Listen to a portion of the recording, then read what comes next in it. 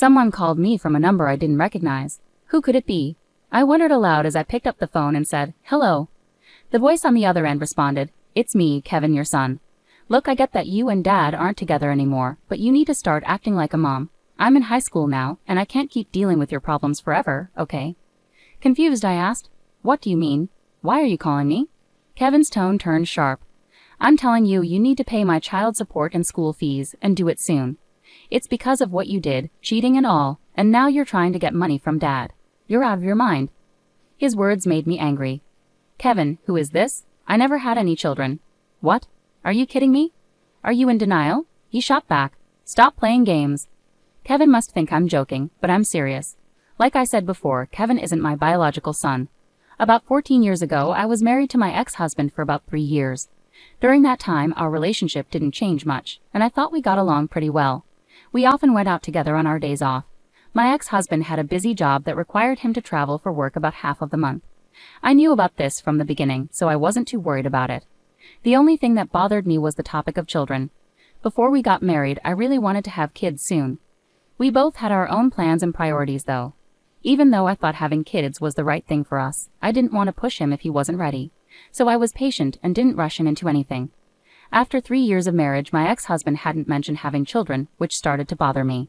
Finally, I brought it up one day. "What do you think about starting a family now? 3 years have passed, and waiting longer could make it harder for us to have kids." "Yeah, but work is really hectic right now." "When will it not be hectic?" "Seriously? You've been saying that forever, and we're still in the same place." "I understand work is busy, but if you keep using that excuse, it makes me wonder if there's more going on than just work." "What do you mean by that?" "I haven't done anything wrong," I said, feeling confused. The conversation felt strange. I didn't suspect my ex-husband of cheating, but I was concerned that things might start to seem suspicious. However, his reaction made me think otherwise. He's keeping something from me? I thought to myself. With that in mind, I decided to investigate.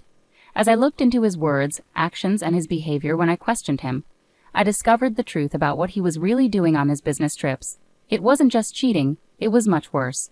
My husband was living a double life. Half the month he was with me, and the other half he was with another family. The most shocking discovery was that this other family included a child. That child turned out to be Kevin. Did you just call me? Kevin was only about 2 years old then, too young to fully grasp what was happening. It was a situation with mixed feelings, fortunate and unfortunate at the same time. Knowing someone would get hurt, I decided to talk to the other woman later. She seemed to have heard about me from my ex-husband, nodding slightly when she saw me. From our first meeting, she didn't come off as particularly friendly. Amidst the tension, we quickly got to the point. I brought up everything that troubled me, whether it was acceptable for my ex-husband to lead a double life, and whose child Kevin really was. Without any hint of regret, she calmly answered, "Carly," confidently stating she was Kevin's mother.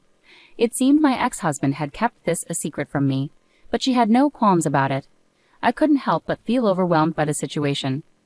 Finally, I asked her what her plans were moving forward. "I'm not planning to change anything in my life now. I'm fine with how things are," she replied. "Besides, I don't think he's interested in having more children." "Why do you say that?" "When I told him I was pregnant with Kevin, he didn't seem happy. He said it would have been better if the timing had been different. So my pregnancy was more of an accident.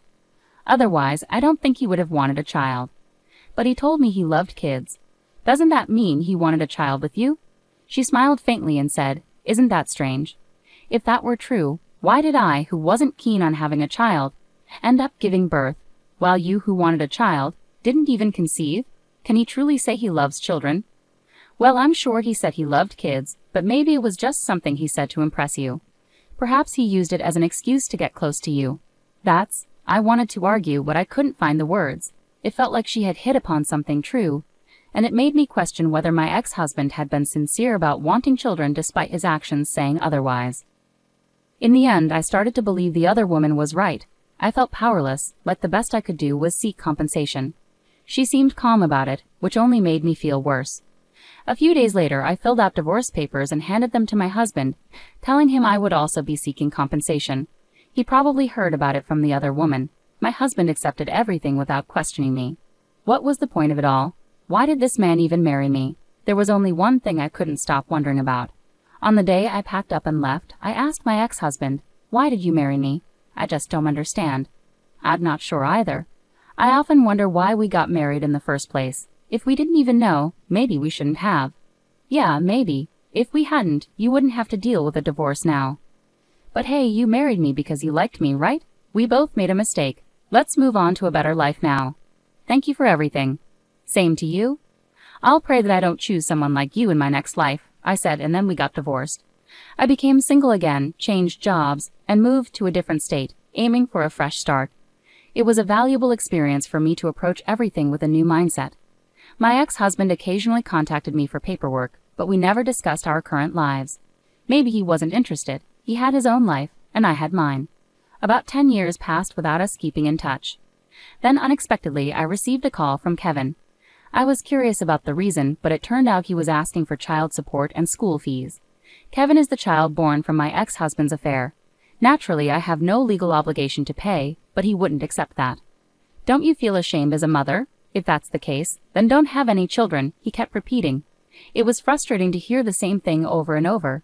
I didn't want to escalate things, so I waited for him to calm down. Finally, after a few minutes, I managed to speak up. Can I say something? There are a few things I need to clarify. How did you get my number? It's obvious. I got it from Dad. Our family hasn't been doing well lately, and things seem strange. Eventually, we couldn't afford tuition and other expenses. Because of that, I had to start working part-time. Dad said it was all your fault. That's when I started hearing different things about you, Mom, that you cheated on Dad and left without fulfilling your promises to pay. Until then, I hadn't asked much about the divorce, but now it all made sense. It's all your fault, he concluded. I see. I finally understood why he was so angry. If what he said was true, any kid would be upset. But my ex-husband had lied to Kevin, and unbelievably, he had turned Kevin against me. Hearing this made me furious. It's a hassle for my ex-husband to reappear in my life now that we're divorced. However, it's also heartbreaking to see Kevin being misled like this. From my point of view, he's a stranger, but I couldn't just ignore the situation and walk away, saying it's not my problem. After remarrying and having children with my current husband, I felt a responsibility as a parent to do the right thing. Kevin, now 16, seemed old enough to hear the truth. Kevin, everything I'm about to tell you is the truth. If you need proof, like a DNA test, I can arrange it. Can you listen to me for now? I asked. Yeah, Kevin replied hesitantly. As I revealed each detail, he grew increasingly agitated. If what you're saying is true, why did Dad have me call you earlier? Kevin asked, confused. Kevin, you mentioned you're working part-time. What are you doing with the money? I inquired. Saving it for me. Our family's been struggling financially lately, and I wanted to help out with debts. High school isn't mandatory anymore, so I don't need much, he explained earnestly. You're such a responsible kid. But have you ever wondered why, with that money, you can't cover your tuition and expenses? Well, sometimes my phone bill payment is late. I think Dad might be short on money. Is he working right now? He's working. He goes to the office regularly. I see. I have a bad feeling about this. Could it be that my ex-husband is using Kevin's money? With that suspicion in mind, I decided to look into my ex-husband's activities once more. Kevin, can you give me about 3 weeks? Haha, sure, that's fine. And please don't tell Dad about what we talked about on the phone, okay? Okay, I won't. So I decided to investigate my ex-husband further. I hired a private investigator and waited anxiously for the results. Some might say I'm going too far, but everything I do is for Kevin's sake. I wouldn't go to such lengths for anyone else. Even if people think I'm crazy, I don't care. Would I abandon a child who looks like he's on the verge of collapsing right in front of me? Absolutely not. I refuse to become that kind of person. Above all, I felt a deep anger towards my ex-husband for deceiving Kevin. Filled with this anger, I waited for the private investigator's report for 3 weeks. When the results finally arrived, I was shocked and furious. It turned out my ex-husband wasn't currently employed full-time. He was working as a temporary worker and had recently been laid off. Instead of actively seeking new opportunities, he was spending his time idly drinking or playing cards. Kevin believed his dad was working because he often dressed in a suit, but the truth was he was unemployed and not actively searching for a job. What angered me most about my ex-husband was how quickly he acted remorseful in front of Kevin. Seeing his dad like that, Kevin felt sorry and willingly handed over all his part-time job earnings. Little did Kevin know, his money was being squandered on gambling and drinking by his father.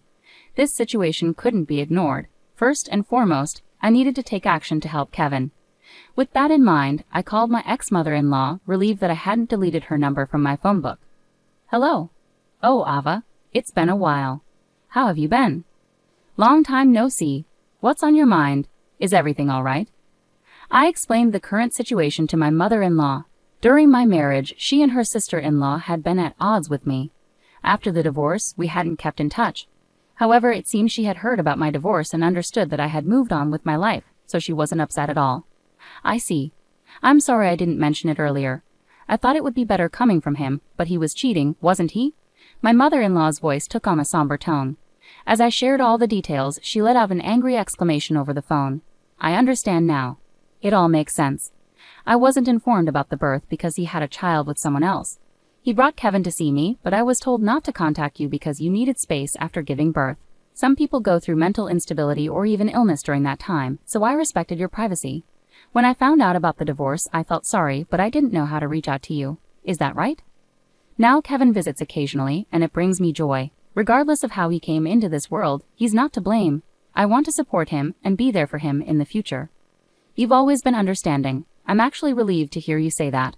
I called because I wanted to ask you something about Kevin. Could you and your husband help raise Kevin together? Of course. Kevin worked so hard to earn money from his part-time job, only for it to be wasted on gambling. I think it's crucial to have a serious talk with him about that. I trust you to handle it, but I believe Kevin is sacrificing his future to support his father. Please let him live freely with you and his grandfather.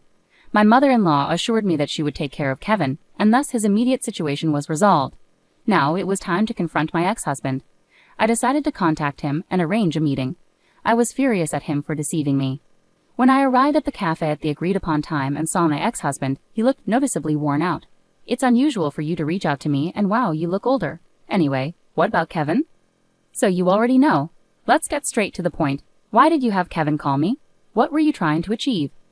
I was desperate. Money's been tight lately. I lost my job due to a fraud accusation, and Kevin's mother disappeared out of nowhere. It feels like everything's slipping away from me, but my mom and Kevin still think I'm employed. It's easy to fool them as long as I act remorseful. Kevin is your son, right? Doesn't it make you feel something? He's such a dutiful son, giving me money. You won't find a more devoted son than him. I understand now. I feel relieved hearing you say these things openly. Suddenly, 3 people stood up from a nearby table and approached us. Huh? What's happening? You're truly despicable. We overheard everything just now. Even after all this time, your character hasn't changed. It's over for you. It was my mother-in-law, my aunt-in-law, and then Kevin. To convince everyone, they needed to see his true nature with their own eyes. My ex-husband started to visibly flounder, unable to find the right words. As everyone chastised him, he kept glancing at me, seemingly seeking help. But even if you make that face, it won't change anything. You need to accept responsibility for everything you've done and recognize how disgraceful your actions have been. And with that, the incident came to a close. Since then, my ex-husband faced criticism from my mother-in-law, aunt-in-law, and father-in-law. He was pushed to find work and eventually secured a job at a construction site through my father-in-law's connections. My father-in-law insisted it was to straighten him out. Moreover, he arranged for child support to be deducted directly from his wages. This ensured that Kevin's tuition and other school expenses were covered. Kevin has since been living with his grandmother. While I remain deeply disappointed in my ex-husband, he has apparently shown kindness to my mother-in-law and father-in-law.